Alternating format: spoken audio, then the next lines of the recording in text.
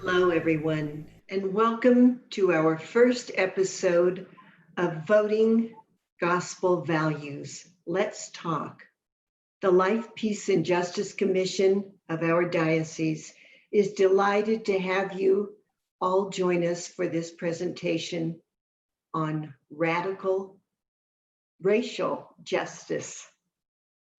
Before we start, let's get familiar with the Zoom webinar platform with Jamie.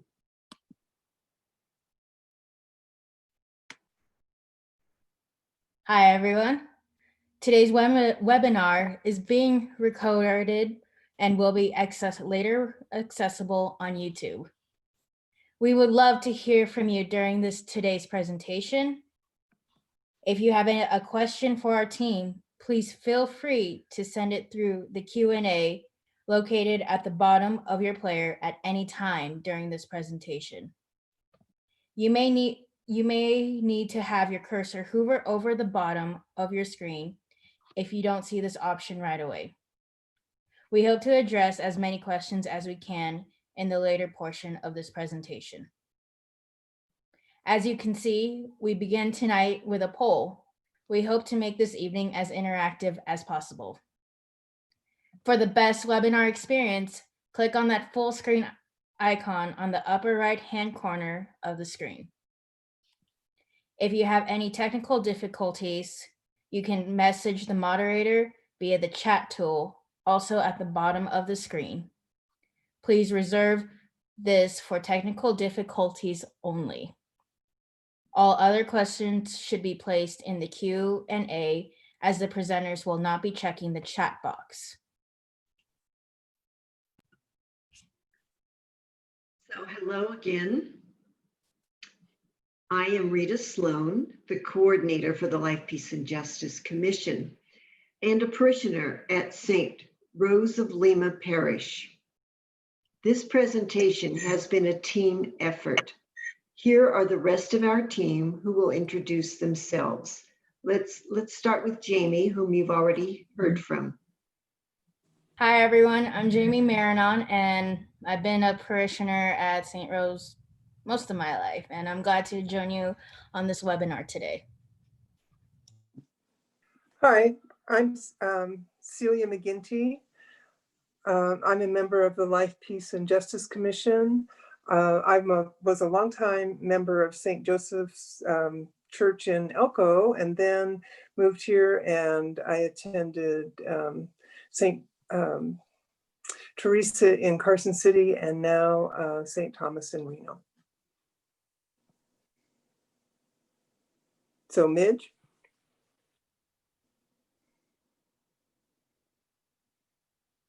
Forgot to unmute myself. Hi, I'm Midge Braden, a member of St. Teresa's Parish in Carson City. I've been teaching confirmation classes to teens for 36 years because I love teens and I love sharing my faith.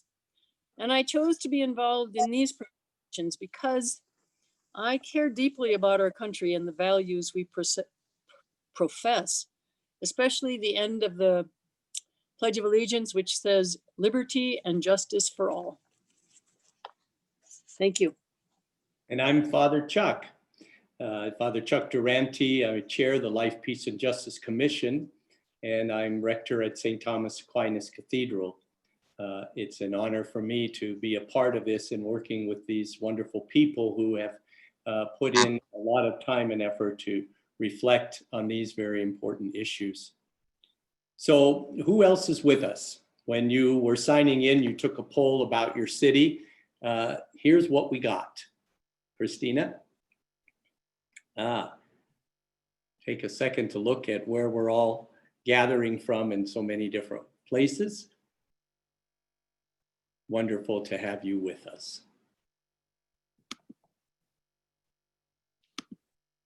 So the Commission initiated this series of presentations to bring to light the numerous justice issues that this country faces as a major election approaches. The U.S. Bishop's document, Forming Consciences for Faithful Citizenship, reminds us of our responsibility as citizens to take seriously these justice issues when choosing our political leadership. Our catechism states, everyone living in this country is called to participate in public life and contribute to the common good. Our goal with these programs is to inform Catholic voters about the depths of much structural injustice in this country and to encourage people to vote for qualified candidates who will work to promote gospel values. To begin our racial justice presentation, I'm going to turn this over now to Father Chuck Durante. As he said, he's the chair of our Life, Peace, and Justice Commission.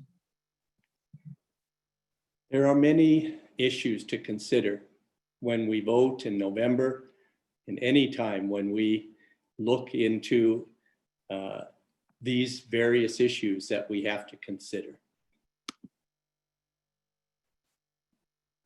We in no way are trying or able to highlight all of them, nor to tell people that, excuse me, I have a notice on my screen here, there we go.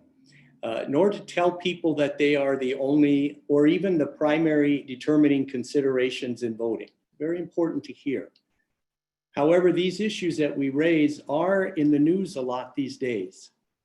And we thought it would be good to highlight how the church has addressed them in our teaching.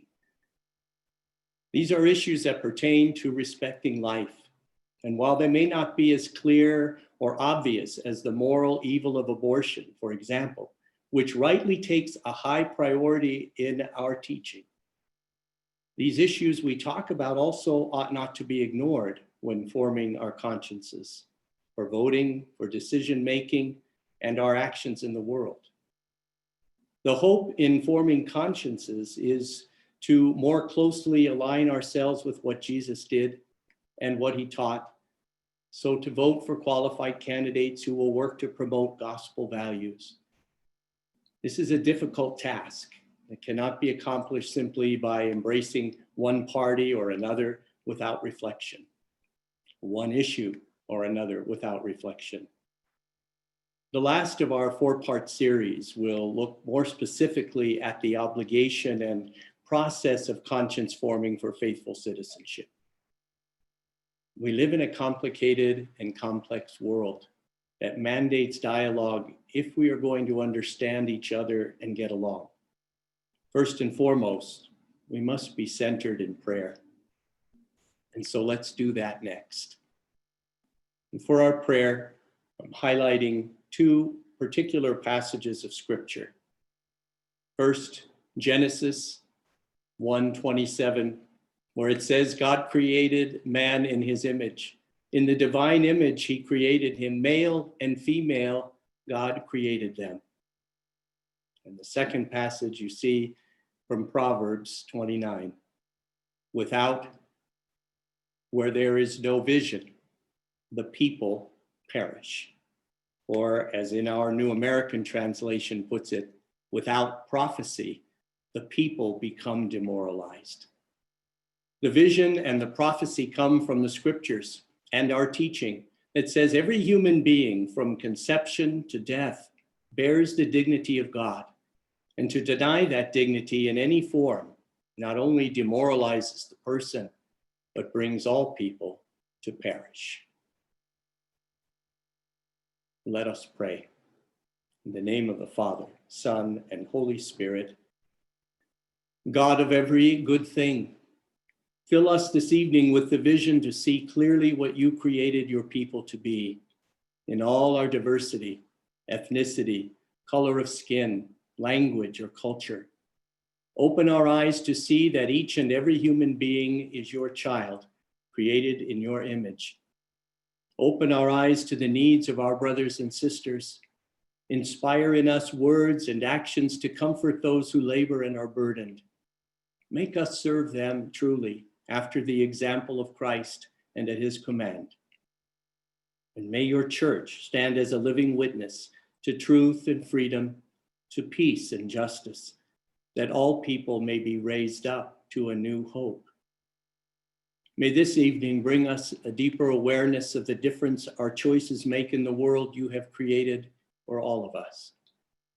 We pray through Christ, our Savior and our brother. Amen. Father, Son, and Holy Spirit. Amen. Rita?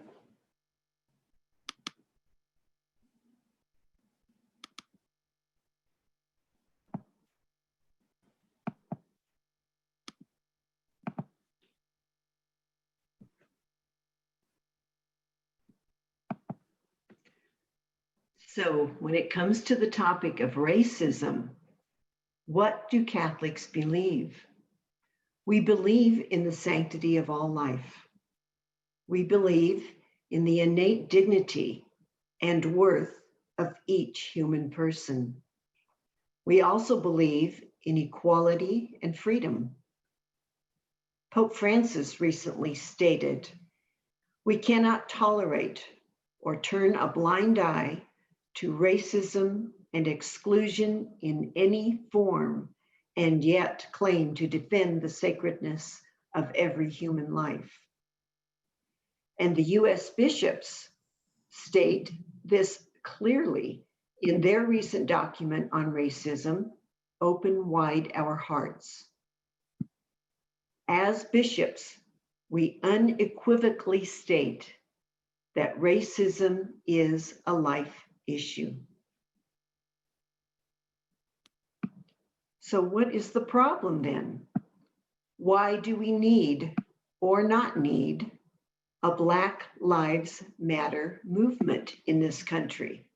And what more can the church do than repeat her teaching or send us off to read our catechism? Let's start with this simple statement. We do have a racism problem. One of our biggest obstacles to fixing the problems related to racism is that we sometimes think of racism as a problem of others, but not ourselves. We generally believe in this country that we have enacted enough laws that we all have equality. Our laws legislate equality, but we have not been able to implement equity. And there is a difference. This slide helps show the difference. You can see on the left side of the picture, all the boys have been given equal size boxes to stand on to watch the ball game. They have all been treated equally. Now, the slide on the right shows how achieving equity is the more just outcome. So some changes were made. Now they don't have the equal number of boxes, but they all have equity or an equal opportunity to watch the game. So in this country, as an example of a law that we've done is the right to vote. We supposedly have the equal right to vote. All citizens of this country have that right, and I quote, "Voting rights of US citizens cannot be abridged on account of race, color, previous condition of servitude, sex, or age for those above 18. Yet, we know that each state has enacted varying and inequitable laws about eligibility, which often affect the poor and people of color. And this makes it much more difficult for them to exercise their right to vote." Another example is the Sixth Amendment that states, "In all criminal prosecutions, the accused shall enjoy the right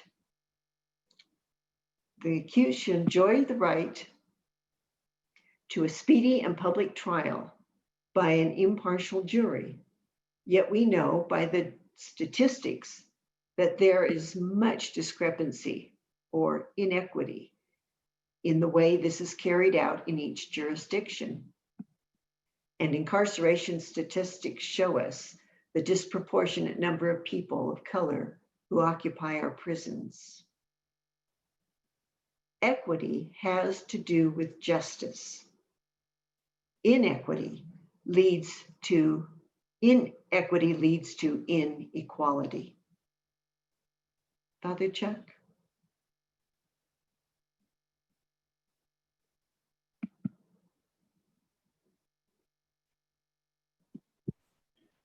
Sorry, we're getting used to this technology.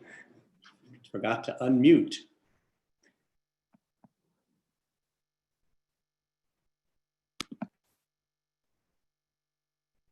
I think I'm unmuted now. Okay. By the way, we didn't have introduced two people who are helping us behind the scenes, and that is Christina Davis and Angela Romero, wonderful people working in our diocese who are a great help to us. So thank you. But we'd like to look at some slides pulled together from various sources and compiled by Reuters as a tool to reflect on the racial inequities that exist, particularly among Black Americans. Inequality between white and Black Americans persist in almost every aspect of society and the economy. Such disadvantages have proven immune to decades of laws and policies meant to address them, leaving Black people with less education, less wealth, poorer health, and shorter lifespans. These disparities reflect what many have labeled systemic racism. Most recently, again, raised in the protests that have followed the killing of George Floyd, a Black man, by a white Minneapolis police officer in May of this year. It's important to note that there has been progress in recent decades, but wide gaps rooted in the legacy of slavery, of segregation, and discrimination have endured in the years since the civil rights victories of the 1960s. American inequality still plays out today over the course of one's lifetime. So we take a look at a few of these examples, and Midge, start us off. We're going to start with maternal health. Disparities begin at birth, even before. Black women are 3 to 4 times more likely to die from pregnancy-related causes than white women. In every state in our country, Black women are more likely to die from those. Black infants also die at about twice the rate of white infants. Black women with college degrees are 5 times more likely to die when pregnant than college-educated white women. Access to and quality of healthcare likely play a role in these statistics, according to the American College of Obstetrics and Gynecology. We can go to the next slide. Food insecurity. Disparities extend to the basics of life. Black households are 2.5 times more likely to experience food insecurity than white households. 1 in every 5 Black households experienced food insecurity in 2018. Almost 10% of Black households included a member who ate less food than they needed because they didn't have enough money. The Brookings Institution survey in April showed that food insecurity during the COVID-19 pandemic hit a national rate of 23%, the highest on record, including nearly 1/3 of Black households. Celia?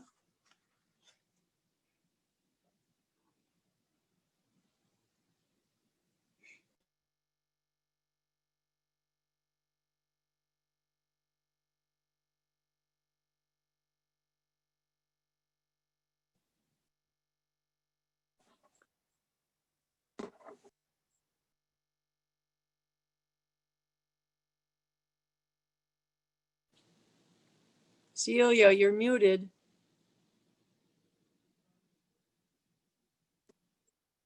I'm sorry, was I muted during the whole thing? Yes. Because of housing discrimination and school district gerrymandering, Black students are more likely than white students to attend underfunded schools with predominantly non-white populations.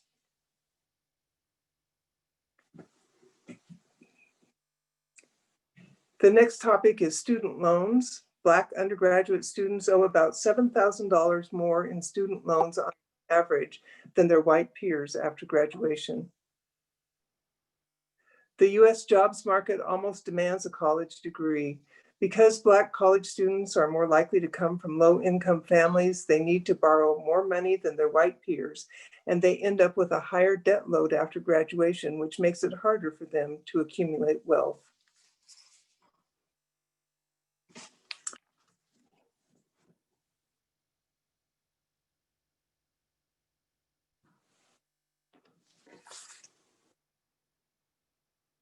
Midge?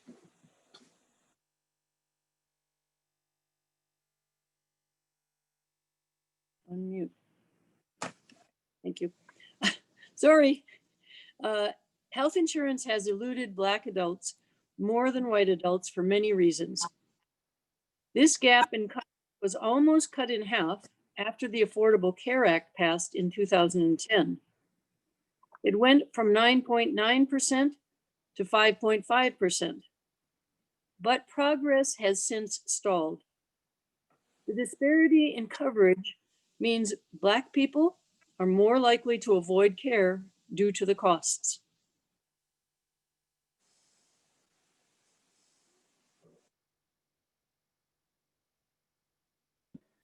So now let's take a look at the justice system. Black Americans face a higher chance of imprisonment, according to the Pew Research Center. We need to look at 2017. Black adults made up 33% of the US prison population, despite accounting for only 12% of the nation's adults. In contrast, white people made up 30% of the prison population, but 64% of the country as a whole. Black people also face longer sentences for similar crimes and have a greater chance of dying from an encounter from a police officer compared with white people, according to government studies. Celia.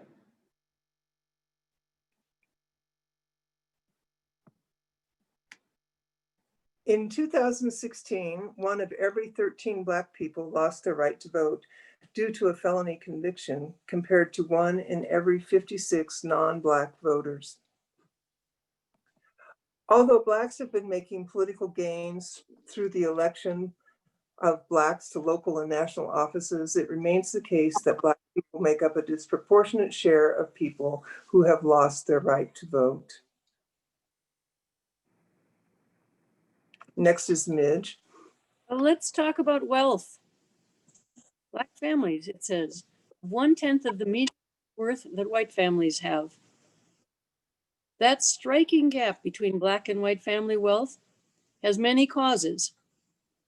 Black people are about twice as likely to be unemployed. The Black median income is 57% that of white families. The wealth gap is growing and persists even for people with the same education level. In 2016, the median net worth of families headed by a white person with a bachelor's degree was $397,000, almost $400,000.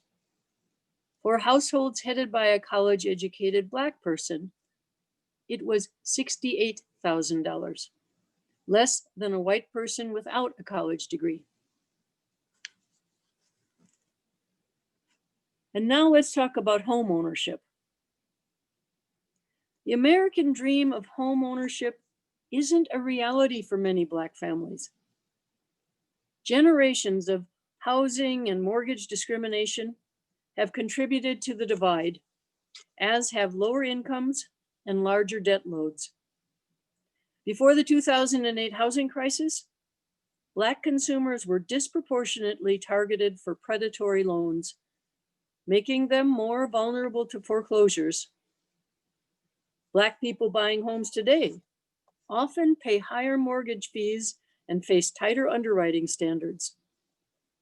Those who can buy homes often get fewer financial benefits because properties in predominantly Black neighborhoods rise in values more slowly than those in white areas, contributing to broader gaps in family wealth.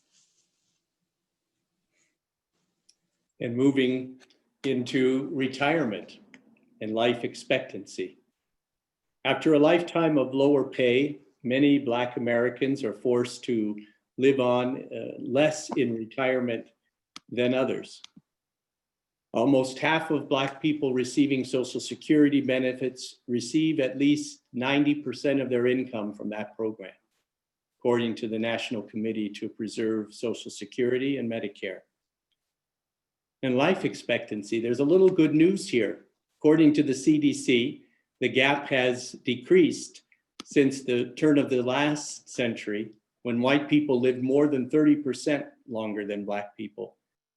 But that decrease stopped between the 1960s and the 1990s and has resumed slightly since then.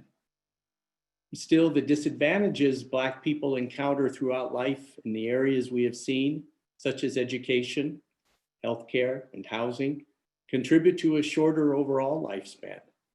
And in the COVID-19 pandemic, for example, Blacks have suffered a higher infection and higher death rates. Brookings Institute has noted that densely populated neighborhoods with lack of nearby health resources may account for such differences, along with the number of Blacks among essential workers kept on the job.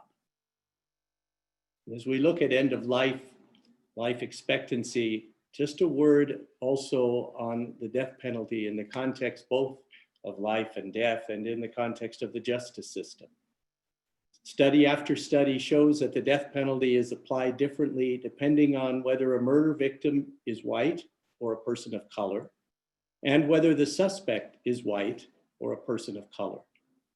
This only adds to our teaching in opposition to the death penalty in any case, as is written in our catechism. The church teaches in the light of the gospel that the death penalty is inadmissible because it is an attack on the inviolability and dignity of the person. And the church works with determination for its abolition worldwide. Rita.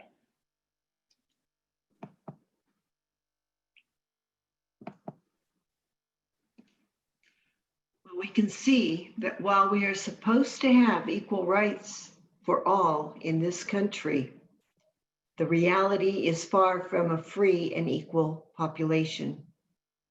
And as a note, most of the discussion in this presentation is focused on African Americans right now. But we cannot forget that people of Hispanic origin, Asian origin, Indigenous Americans, and others also suffer from our inequitable systems that disproportionately and negatively affect non-whites. This is what the bishops call the scourge of racism. So how did we get here? And what do we do now? Unfortunately, the history of racism in the Americas began the day that Europeans landed in the New World, and it has continued and taken on different forms in society for over 500 years. We do not have the time here to review this long, terrible history, but it is important to acknowledge it and to understand how it permeates the very soil we come from. The bishop's document states, as a nation, we have never sufficiently contended with the impact of overt racism, nor have we spent the necessary time to examine where the racist attitudes of yesterday have become a permanent part of our perceptions, our practices, and policies of today. What to do about it? You, you know the old saying, I cannot do everything, but I can do something. Before we move on, shall we look at the poll that we took? Oh, no, we're going to take a poll. How many participants have ever been the object of discrimination that you were aware of in some form? So we'll give you a moment to do that poll.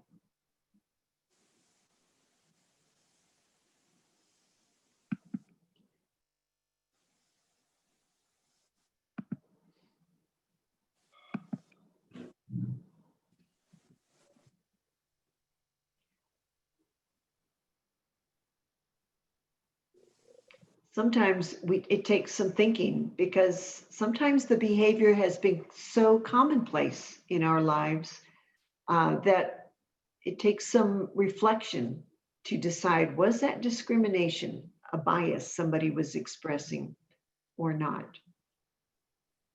Let's check out the results.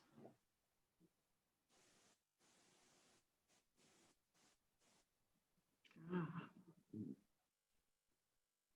very nice. So it's as we know, it's not all racial discrimination out there. There are other kinds. So as we move on now to explore racial discrimination and racial biases, let's look at something called implicit bias. Celia?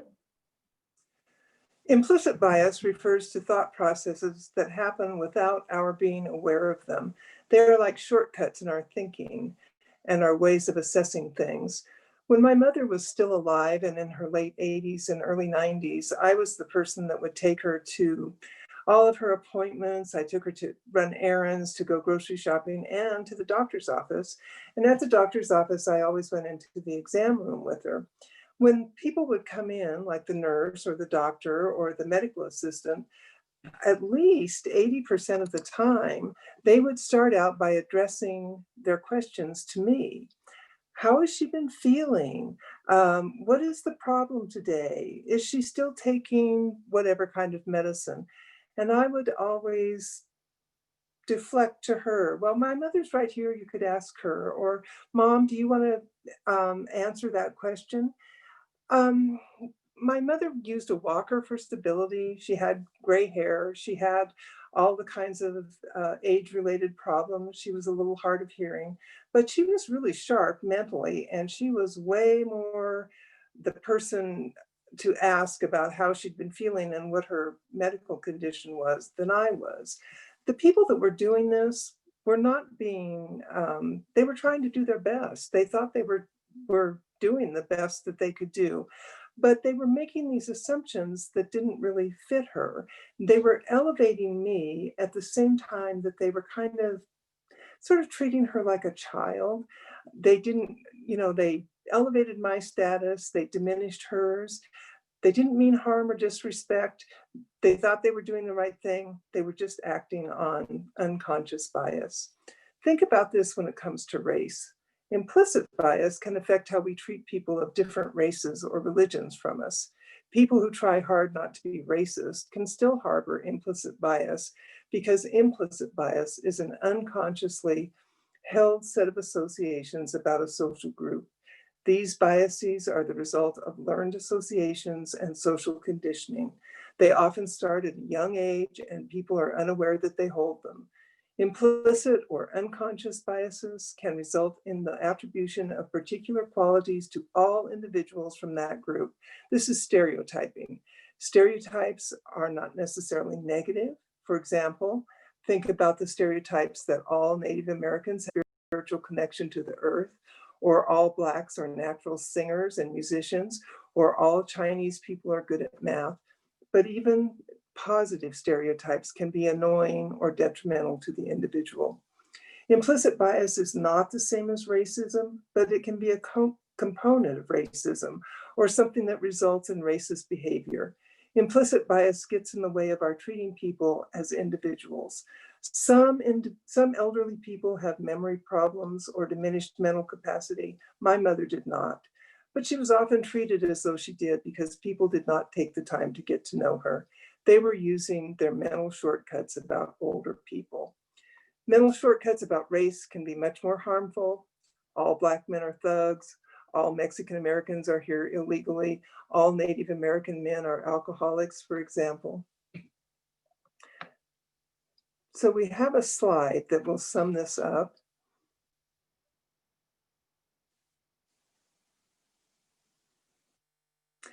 Implicit bias and racism are related concepts, but they do not have the same meaning.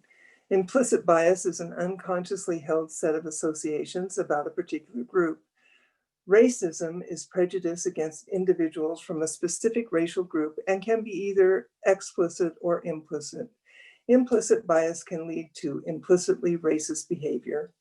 Many individuals harbor implicit biases without ever displaying overt racism. By becoming aware of our own implicit biases and actively resisting them, we can avoid perpetuating harmful racist stereotypes and prejudices. And now Midge. Remember to unmute myself this time. I want to, let's read this first.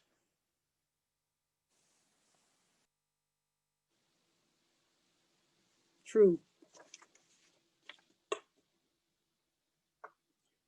I want to talk about a similar but different issue. And it's a phrase that I never even heard 3 years ago, but that has played a role in my life always without my ever being aware of it. And the phrase is white privilege. As noted by the organization Teaching Tolerance, white privilege is not the idea that white people never struggle or that white people don't earn the things they have. White privilege is a built-in advantage separate from one's level of income or one's level of effort. White privilege is the assumption that being white is the normal state in our world. So it's reinforced by the mostly white images we see when we look at who occupies positions of power in politics, in business, even in our church, as well as images from TV and movies. It can be as simple as the marketing of bandages that match white skin as, quotes, flesh colored, or the placement of hair products for Black people on a shelf labeled ethnic. These small things reinforce the idea that being Black or brown is not the norm. But there are much more harmful manifestations. In these instances, people of color are not seen as individuals, but as representative of some negative stereotype. Let me give you an example. If I walk into a store and a sales clerk comes over to see me, I think she's there to help me. She wants me, or she wants me to buy her stuff. But if I were dressed the same way, the same age, came into the store and was Black, I would have every reason to believe that when she comes over, that she's just checking up. She just doesn't want to see anything disappear. That's white privilege. Or I'm walking down in a park and a Black hiker man is walking near me, and I pull my purse a little bit closer. So I see him as a potential mugger. I got a better example, I think. If my husband is driving an expensive car, people say, self-made man. But if a Black driver is driving that same expensive car, many people are going to say, oh, must be a drug dealer. Maybe he's a big athlete or an entertainer. All of these biases come from the stereotypes of Blacks as poor or criminal. Ordinary activities such as shopping, hiking, wearing a hoodie, or driving an expensive car are not the least remarkable or suspicious when done by people enjoying white privilege, but can become the basis of harassment for those who don't. When that other woman and I walked into the store, the only difference between us was the color of our skin. That's white privilege. Thank you. So we may be hearing these things, and then again, we want to come back to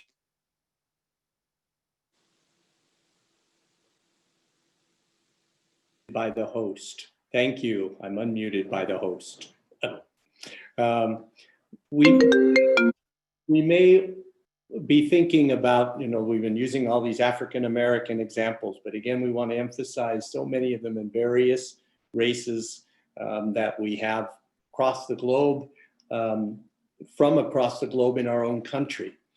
And we might think in Reno, I know growing up here, it wasn't something on my mind, the concept of racism, that it's something maybe somewhere else. Most of us here on the panel have been raised in Nevada. And in my own naivete, I could ignore this issue. But it's been real here, even locally. Perhaps some of you saw in the opinion piece that was published in June in the RGJ, the Reno Gazette Journal, for those who are from Reno, getting it somewhere at other part of this state. But it was an opinion piece written by a local lawyer named David Gamble. And the article was called Growing Up Black in Reno. And his picture is there on the side.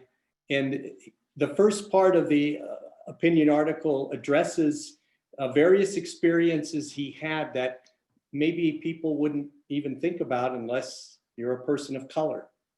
Like in the 3rd grade when he was talking with friends and they said, oh, well, my mom said Black people really can't swim because their muscles are made different. Or a little later when he's talking about having a PlayStation and somebody being surprised, oh, you can afford that? I didn't think you people could afford that. Or in high school and middle school, where the N-word was used by his friends around him often, and people wouldn't think anything of it. Even if he raised the concern, they would continue to do so. Or in high school, when he had at a party with a bunch of other high school kids, and his brother, a couple years older at 14, was with him. And the police showed up and everybody scattered. Only his brother, who was the one Black kid in that particular group that was scattering, that's the one the police stopped and pulled a gun on to find out what was going on. So in this, there's many experiences. I encourage you to check out the whole article. But in the interests of time, we're jumping a little bit into it. And we've asked a couple of our young people from one of our parishes to read for him that kind of the remaining part of his opinion article that I think is quite good. He goes to law school and comes back and practices law, and he does now. And the article picks up with these two young people sharing in the name of David Gamble. And Jamie, if you can pull that video up, let's pick that up here.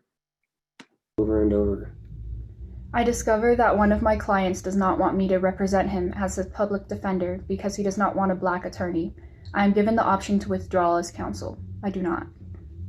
Last year, I am at a barbecue chatting with a white acquaintance who asked me if I ever experienced racism. When I say it is nearly a daily occurrence, the acquaintance retorts without missing a beat, bull. 2 months ago, I am driving to lunch with the Black teen I mentor. At a red light, a white woman crosses the street. As I begin to drive, she turns around and screams at us, F you, effing N-word. Before any of these instances, my family of origin moved to Reno, Nevada from Pittsburgh, Pennsylvania in 1984. My mother recently told me that when I was a very young child, my parents hired a company to remove a tree from our front lawn. 2 white men showed up and removed the tree. One of them carved a swastika into the stump. My father had to confront him and ask him to remove it. Before that, my 93-year-old grandfather served in the Army National Guard and was stationed in the U.S. South. Despite being active duty, he was not allowed to eat at restaurants due to whites-only signage. He had to wait for fellow guardsmen to bring him food outside. Not long before that, my family were slaves, owned by Americans of English and Irish descent, which is why, despite being primarily of African descent, I have an English last name. This is my experience of being black in America.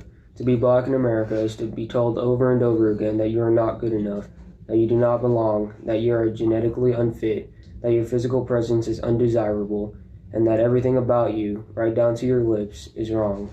It is absolutely true that everyone experiences hardships in life, but the psychological weight of being told both explicitly and implicitly on a daily basis that your very existence is objectionable can at times feel unbearable.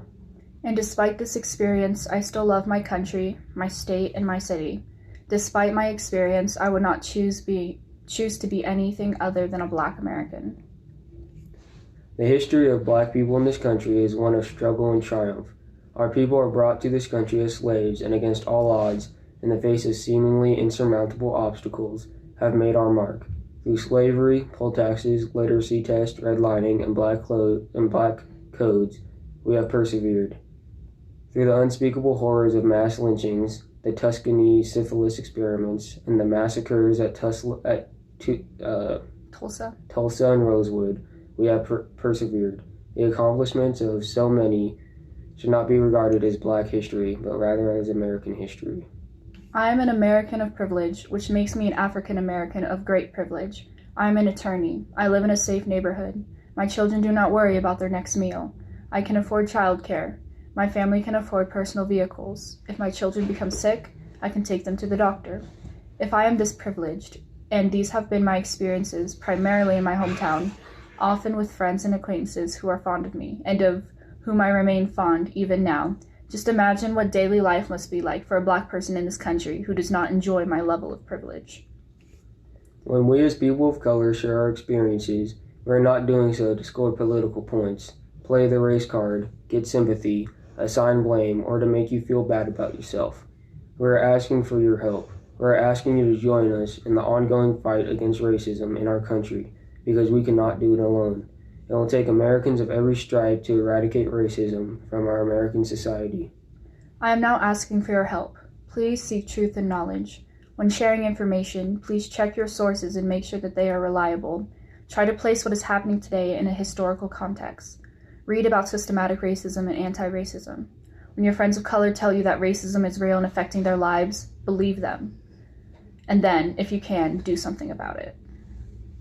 My children are likely to attend the same middle school and high school that I did. It is my great hope for them that those around them have the knowledge, compassion, and guidance to know better than to deluge them daily with words that make them doubt their intelligence, their beauty, and their worth as human beings based on only the color of their skin, and instead judge them by the content of their character. It is for all of the above reasons, and so many more, that we proudly say Black Lives Matter. And a special thank you to Molly and Xavier for reading that. And a special thank you to David Gamble, who wrote the article. And again, I encourage you to check it out in the RGJ. He was gracious to allow us to share his thoughts on his experience here. So by now, you may be thinking, it's an overwhelming issue, this racism. And it is. It's a very difficult one. Yet we have to start somewhere. The bishops state in their document, Open Wide Our Hearts, the roots of racism have extended deeply into the soil of our society. Racism can only end if we contend with the policies and institutional barriers that perpetuate and preserve the inequality, economic and social, that we still see all around us. With renewed vigor, we call on the members of the body of Christ to join others in advocating and promoting policies at all levels that will combat racism and its effects in our civic and social institutions. It's a great deal of information we've shared. Some of it's been a little choppy as our first experience in doing this in the context of Zoom as opposed to in person. And it's been much condensed. And There are questions and comments I know that have been submitted in the Q&A portion. And I'm going to click on here so I can access them also. We'd like to have that time to share some of these comments and questions with you. And if you haven't done so yet, feel free to pop something in at the Q&A at the bottom of your screen. And we on the panel are going to access those now and just see how we can respond to these. So if you give us just a moment.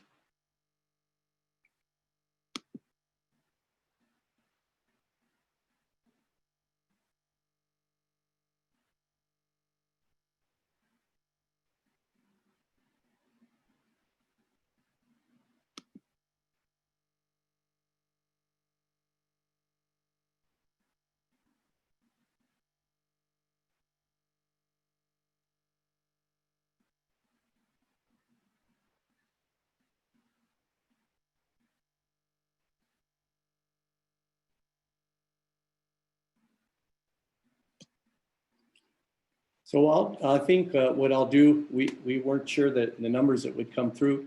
I'll read a couple of them, and I've highlighted a couple panel that I'll look at and I'll reply to, and we can kind of just keep going down for the amount of time we have. One question is, how can or does the Diocese of Reno wrestle with this disparity of racism? I think this is one way, having some discussion. I know we've, in some of our parishes, have done various listening sessions. I was involved in St. Teresa of Avila in Carson City, where we had a listening session with immigrants kind of sharing their story and people from the parishes coming and listening. I think listening is the first step, being able to reflect together, forming relationships. I think that there's much to be done, and that's where this is, I think, the first step in a bigger way of beyond a single parish looking at that. I don't know if anybody of the other panel members want to throw in on that one, a comment.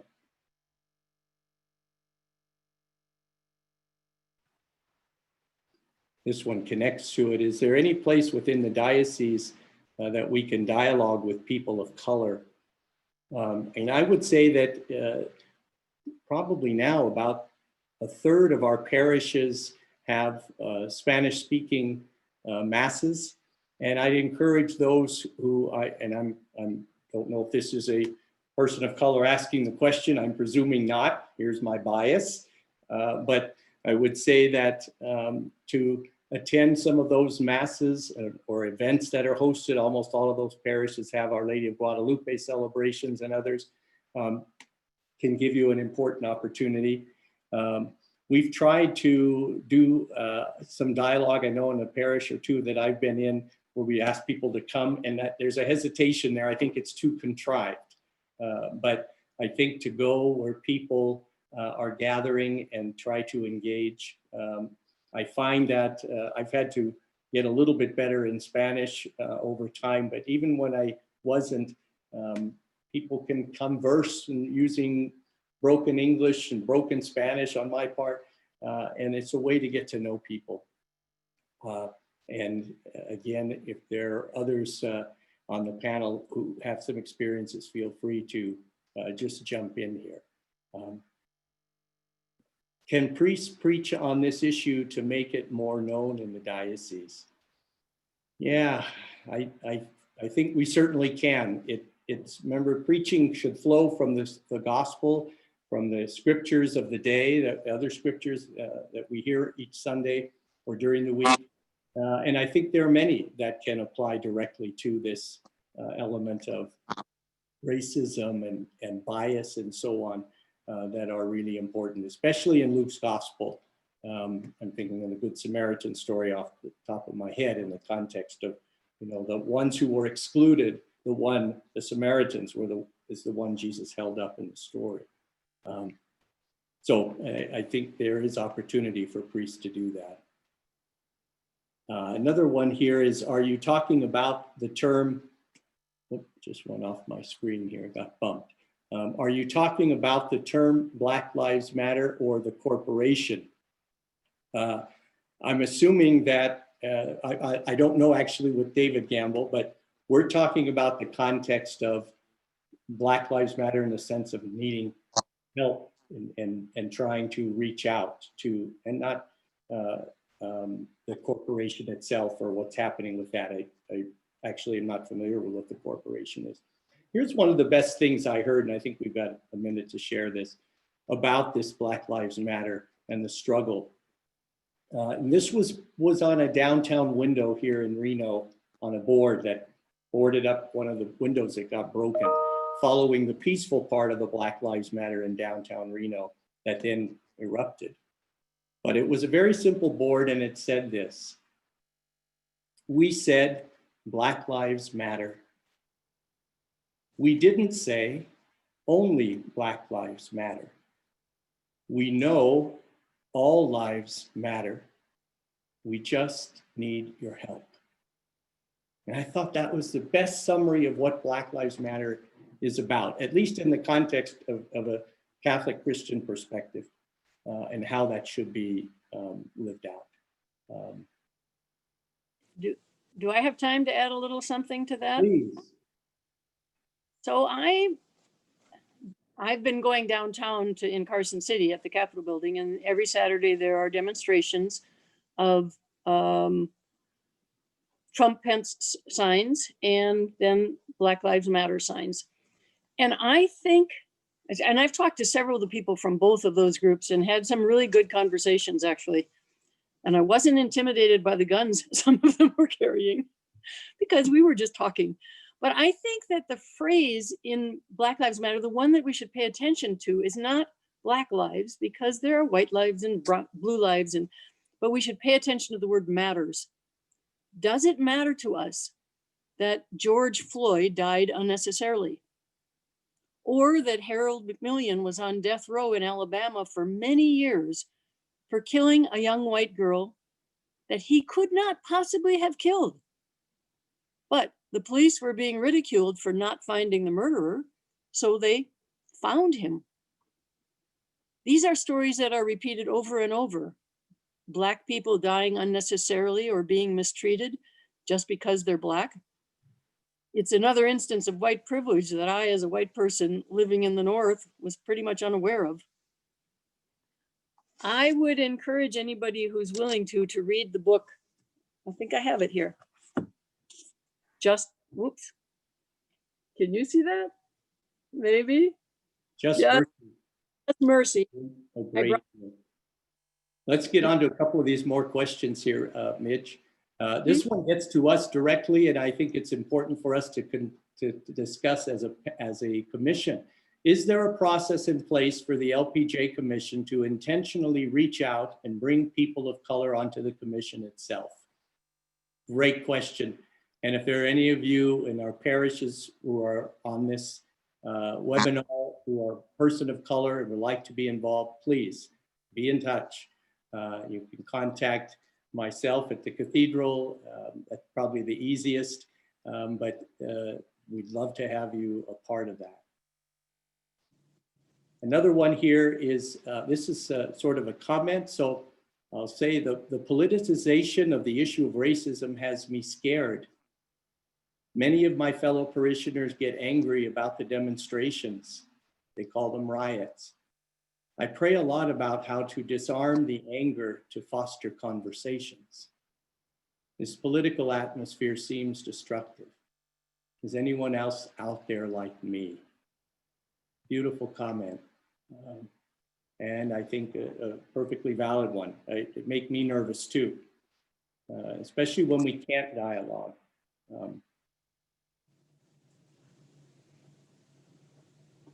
Here's a thought. Why don't we replace English and Spanish masses with bilingual masses that foster dialogue and relationship building? Actually, we have done that. St. Teresa's did that. When I celebrate the Spanish Mass, it's always somewhat bilingual. but it's an experience that I always hear from both sides, the English speakers and the Spanish speakers. They say, well, it's nice, but it's not fulfilling. It's a distraction to some. But the concept of at least a few times a year doing something like that, so people come together, I think is a really good one. How can the American Catholic Church reckon with its own participation in upholding racist ideas throughout this country's history? I think the first part of that is owning it. We're going to show a closing clip here, a video that acknowledges that very thing. I think that has to be the first place. And then again, looking at how do we overcome it? And the best way is seeking it out, asking forgiveness, and acknowledging the fact that we too, as a Catholic Church, played a part in the oppression, and maybe still do in certain realms. Here's one. I am proud the Diocese of Reno can say Black Lives Matter and not be afraid. And I hope we can, because I hope it was heard tonight the way we intend it to be heard. We condemn the violence, any of the protests that become violent. There's no excuse for that. But the underlying concept of we need your help, I think, is one we all have to be able to hear.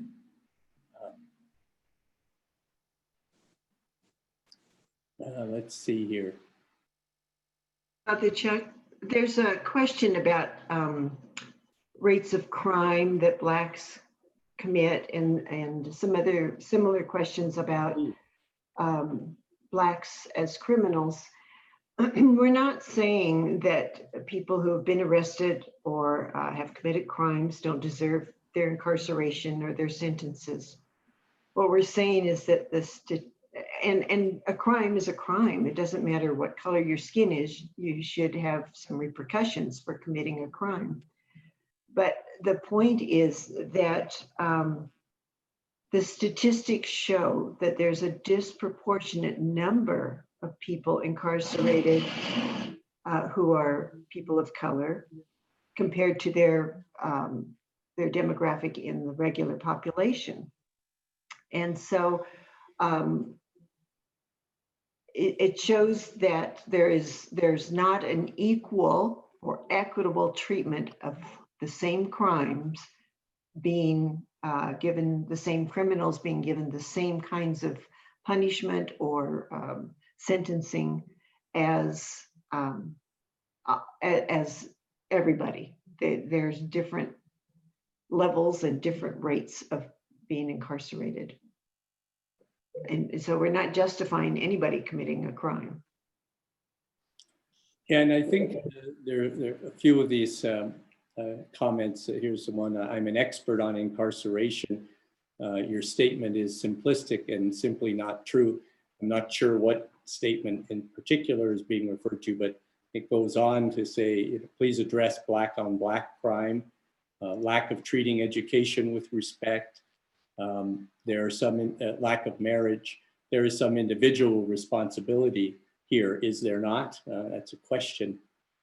And I think that all of these issues, again, the engaging with people and understanding them and dialoguing there, that I kind of referring back to what Rita says, that it isn't an excuse for crime or anything, that the crime rate may be higher among the race that we, the Black race, among Hispanics. You say, oh, well, there's more of them. That's more of them that commit crimes. That's why they're in jail. But that's a simplistic view of it also, right? That we have to look at underlying causes, underlying experiences. What does a constant oppression do? A little bit of what David Gamble's reference of, being a person of privilege, looking at everyone's life the way my life has been and judging it, or a person who doesn't have the privileges. So I think that's what we're trying to get at here. That's why we're trying to raise these issues and to try and look at that bigger picture. So important comments, because I think they're ones that or often on people's minds. Huh? What about all the, here's another comment, what about all the various ethnic groups that have arrived penniless on our shores in the last 50 years? Many of those have done better than whites. I don't know how many. I would say it's probably a pretty tiny minority. But I don't know, that's a broad enough statement. Huh? Here's one. If we had no death penalty, what would have happened to Jesus? Something to ponder. Are all whites racist? This is childish lecturing. Sorry you feel that way. Obviously, we're not. I know that myself, I can fall into racism either by implicit bias or by actual fears that I'm acting out of that I'm not naming at the time. That's the point.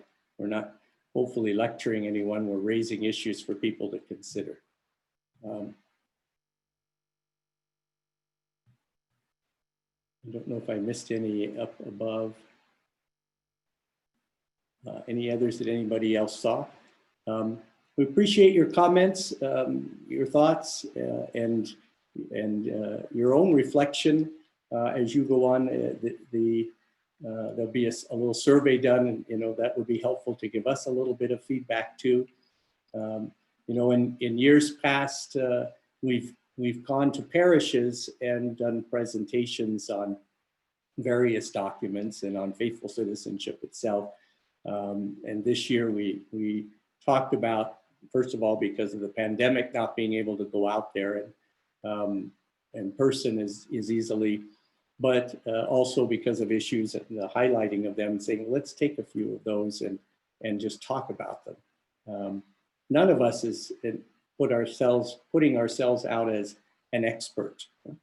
We're just raising the issues in the context from our experience as being faithful people, doing our best to raise our teaching to be considered. So I do thank you for your participation and presence. And we have a couple of other little things to close with here. And I'd encourage you to consider this video that we share now.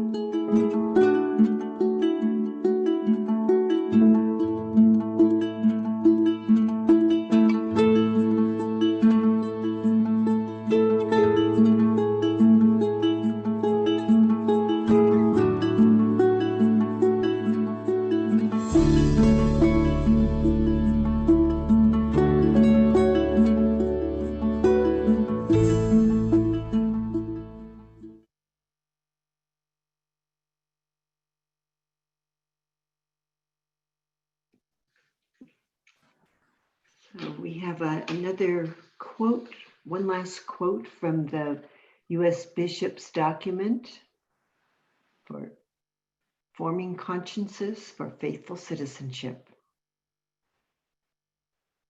Respect for the dignity of every person is the core of Catholic moral and social teaching.